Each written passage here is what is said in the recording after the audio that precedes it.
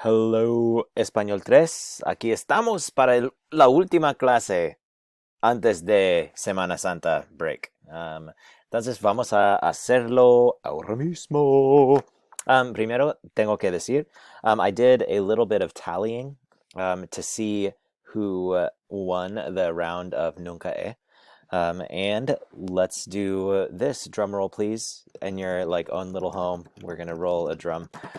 Fourth place with 17 likes, we've got Caleb. Third place with 18 likes was Vanessa. It's me shooting pistols in the air like I'm in the Wild West. With 19 likes, we've got Roberto. And our first place winner of Nunca He, the person who has Nunca He'd the most, Adelia! Woo! Good job. There were some good honorable mentions after that, but I figured the top four. That's probably pretty good. So good job, guys. You've never done things. I do like the fact that some of you mentioned that you've never set off a nuclear bomb and never committed war crimes. That was also fun to read, but apparently no one does those things. So not great for never have I ever.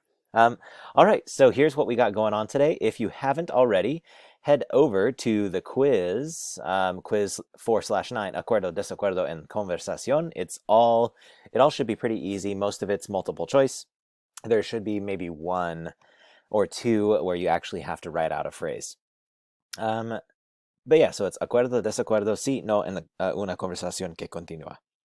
Make sure you do that first before watching the rest of this video. Ready, go. If you're not sure what it looks like, you could click the quizzes tab, and then it's going to be this one right here. Or you could also just go to, I think it's in assignments even. Let's check it out. In assignments, there should also be a quizzes tab. Boom, it's there also. Yeah. Cool, so there's that. First things first, get that done. After that, we are going to review a little bit of the presente perfecto, and then we'll eventually learn about the pluscuamperfecto. So let's go back to our handy dandy notability note, where we can do some more of this practicing. So remember, if it's a regular, one of the regular participles, you just take an AR verb. AR verbs turn into ado, and ER and IR verbs turn into ido. And this is for the participles. Now, if you want to use the present perfect, you can't just use a participle. You can't just say, yo comido. You have to say, like in English, you wouldn't just say, I eaten. You would say, I have eaten. So you got your participulo, participulo. And what needs to go on the front of this, kids? That's right. If you said a bear, you're totally correct. I definitely have a toddler. All right. So you need some version of haber, which is the helping verb, which means to have, but not to have like to possess, but like to have like the auxiliary helping verb, as the book so helpfully explains. And the way that we conjugate this is the yo form is yo e, the to form. As, the él or ella form, or the usted. I always leave out usted because who's polite these days? Usted. Ah. Well, not, and probably also because of formatting issues when I add that usted, it really takes up a lot of space. Nosotros. I'm just going to abbreviate nosotros. Hemos. And uds and ellos. An. So you need to have an haber, which is the part that gets conjugated, and then a participle, which gets tagged along the end. So let's do a conjugation chart for to have eaten. Ready? He comido, has comido, ha comido, hemos comido, han comido. Let's do What's another regular one? Salir, to have gone out. He salido, has salido, ha salido, hemos salido, han salido. What about an AR verb? Bailar. Have you danced? Some of you, I think the answer might be no. You probably should try it sometime. Ready? He bailado, has bailado, ha bailado, hemos bailado, han bailado. So that's really well and good and wonderful for all of our regulars. This is how the regulars work. Now, if it's an irregular, it's going to be one of these guys, which is in my very, very precious cheddar. Muerto, visto, vuelto, puesto, cubierto, hecho, escrito, dicho, descubierto, abierto, roto. Those are all of the irregs. And if you memorize all of those, just so you know, spoilers, the present perfect isn't the only perfect tense. There's also a conditional perfect, there's a future perfect, there's a pluscuamperfecto, which I believe in English is called the pluperfect. But all of these perfect tenses use the same participles. So if you know this stuff, and if you know this stuff, then you are going to be good for at least 4 tenses in Spanish. Which, if you think about it, we've memorized a lot of tenses. We've got the present, the past, the present, the preterite, the imperfect, the conditional, the future, and now we have the present perfect. Eventually, we're going to add the pluperfect, the conditional perfect, the future perfect. So we'll have 9 tenses under our belts. Now, there's other things like the present progressive, which you might have like dabbled with first semester, which brings you up to 10. There's a total of 13 of these. Oh, and I forgot our subjunctive. So we'll have 11 done. So you'll know 11 of 13 tenses in Spanish by the end of this unit. Hooray! 11 tenses. Cool. So what we're going to do is the next assignment is called 4/9 Presente Perfecto Practice. We're going to practice this just a little bit more. So what I want you to do is go ahead and go to that practice assignment. And how do I get rid of that sidebar? There it goes. Okay, cool. And once you're there, I want you to complete this assignment, and then so pause this video and complete 4/9 present perfect practice. There is unsubscribe from ABC Mouse. Apparently that's something I have to do. And then you can, after you're done doing that, check back with this video. Like unpause this and I'll walk you through all the answers. Ready? Pause. Go try it yourself. If you don't try it yourself, you're not going to learn because you're just going to copy down what I said. Okay, pause.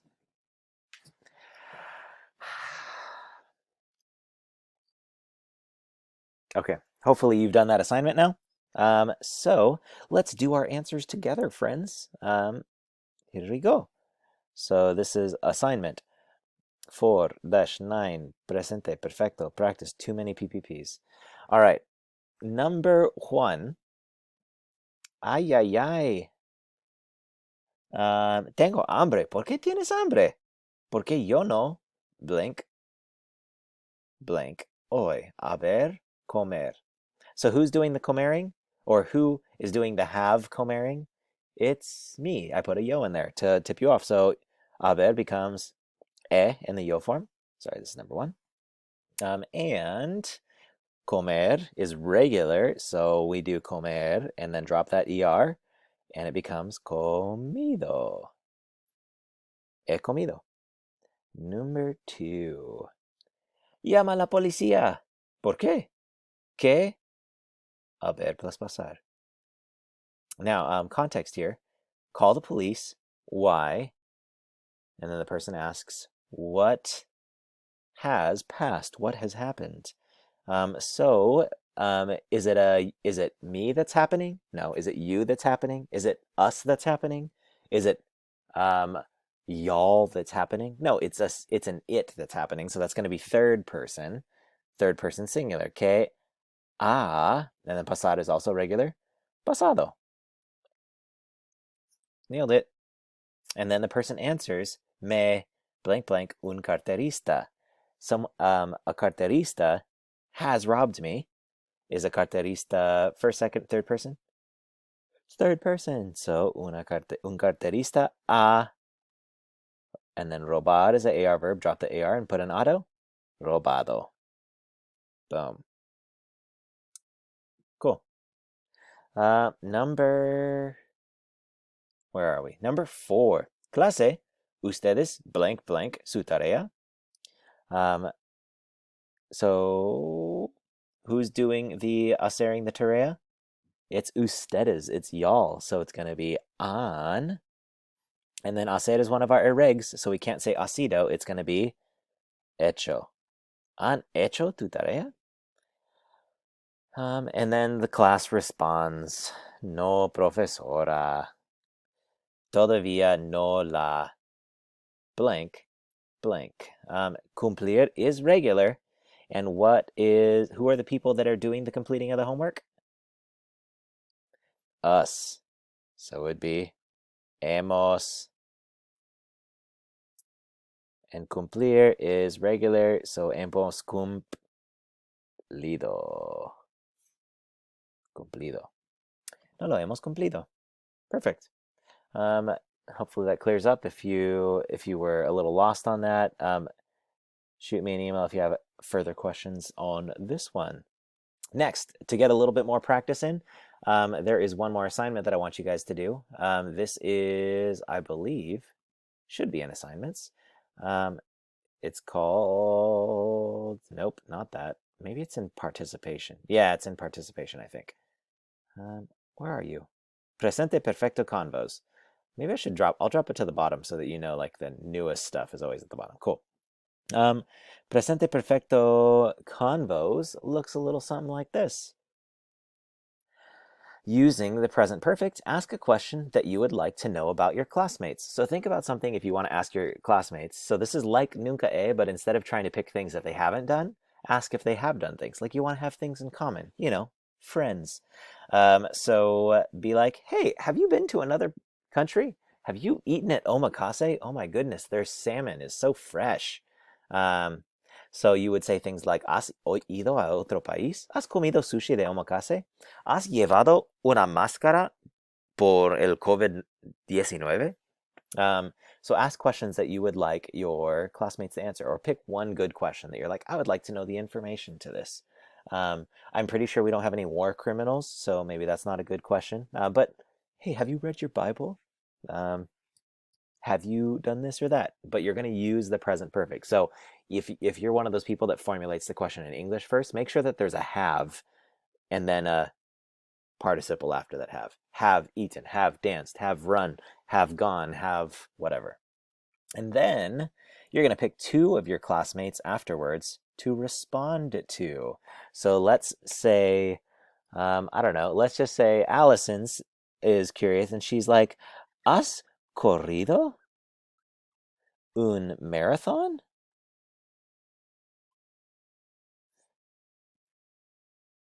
Oh, it looks like this froze. Oh, there it goes. It's catching up. That's really funny. ¿Has corrido un marathon? And then it's like, Allison said at this time, whatever. Okay. And then you hit that reply button. Boop. And then you respond and say, sí, he corrido un, oops, he corrido un marathon. Boom. Nailed it. Do that twice. That's what you got to do for this assignment. Ready, go. If you're the first one posting, you're going to have to sit there and twiddle your thumbs and refresh until everybody else posts some stuff so that you can respond to them. Actually, maybe I'll put one up to see if you can respond to me. So that way you at least have one person that you can start working on. So in fact, let me do that here. Instead of just talking about it, why don't I really do it, guys? Okay. My question for you, friends, is, let's see. ¿Has dormido más durante la cuarentena? ¿Has dormido más durante la cuarentena? Did I spell that wrong? Let's see. I'm going to go with that's close enough. All right, post. So you at least have that one. ¿Has dormido más durante la cuarentena? Which is, have you slept more during the quarantine? All right, Must do that. Pause this video and go interact with your classmates.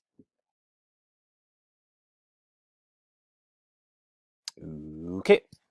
If you've done that, there's one last thing that we have to do, my friends, and that is I'm going to introduce you to a new tense, and you'll need to know this new tense for your exit ticket. So here we go.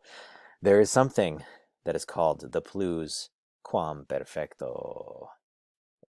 An action completed prior to another action. The pluperfect tense is formed by using the imperfect tense of the auxiliary verb haber and the past participle. So the good news is that you guys already know the imperfect, and haber is regular in the imperfect. It's an ER verb, and so we put the ER ending, había. Había, habías, había, habíamos, habían. No one likes this.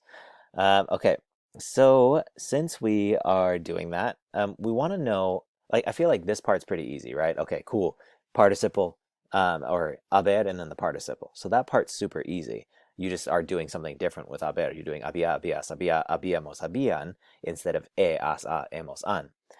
But what does it even mean? Why would I use such a thing? I find that it's best to use a little timeline that helps it make a little bit more sense. This right here, this is now. Actually, I'll probably need to move this because eventually we'll have the future perfect. And then this is the ray of time. It goes back to the Big Bang and it goes on forever. Wonderful. So now, if you have done anything before now, anything that's got done before now, if you want to not like specify when it was done before now, this is the present perfect. Right? Think about it. Whenever you say, have you done this? You're saying, before the present moment, have you done that? Now, when would you say, had you done this? Right? Because this is what the pluperfect is all about. The pluperfect is about saying, had you done something? So here's what the pluperfect, there's a past event. And the pluperfect is asking, had you done something before that past event?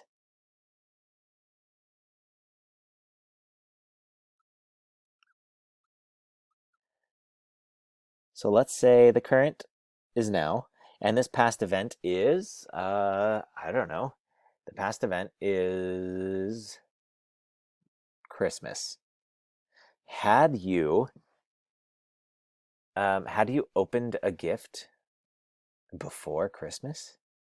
Had you gone to the doctor before that fateful Christmas Eve? Had you done this before that? So you'll notice that usually, whenever there's a question about the pluperfect, there's a before that's either implied or explicitly stated, which is why in this exit ticket it says antes de tomar español 3, ¿qué habías aprendido del español? I'm asking before Spanish 3. So this is like you came into Spanish 3 in the past, right? So I'm asking before that past event of coming into Spanish 3, what had you learned of Spanish? So this is coming into Spanish 3, and I'm like, hey, what had you learned before that moment of Spanish? Because here we are in second semester. So I'm not saying, have you learned anything in Spanish? Nope, I'm asking, before this other thing in the past, which is you entering Spanish 3, had you learned things in Spanish? Does that make sense? If not, let's see if the book's wording is any clearer. The pluperfect tense is used the same way in Spanish as it is in English. The pluperfect describes a past action completed before another past action. Observe and analyze the following sentence. Ellos ya habían salido cuando yo llegué. So the past event we're talking about here that happened is llegué. I arrived in the past. And what we're trying to figure out is, had they, or not figure out, but what we're stating is they already had left when I arrived. So this past event, I arrived, they had already left. See how that works? Note that both actions of the above sentence took place in the past. The action that took place first, they had left, is in the pluperfect. The action that it followed it, I arrived, is in the preterite. So this is where we'll end today. I know that you probably need a lot more practice on the pluperfect, just kind of recognizing it. But once you get the hang of knowing what time you're talking about, this type of sentence actually does help to think about it in English a little bit, because I think we subconsciously use the auxiliary verb of have, had, um, pretty like instinctively. And so go ahead and do this exit ticket, answer this, and then you're going to be done for the day. You're going to be done for a week and a day. And then we will come back and hit the pluscuamperfecto hard. I hope you have a wonderful Easter filled with reflections on Jesus. Adios, amigos.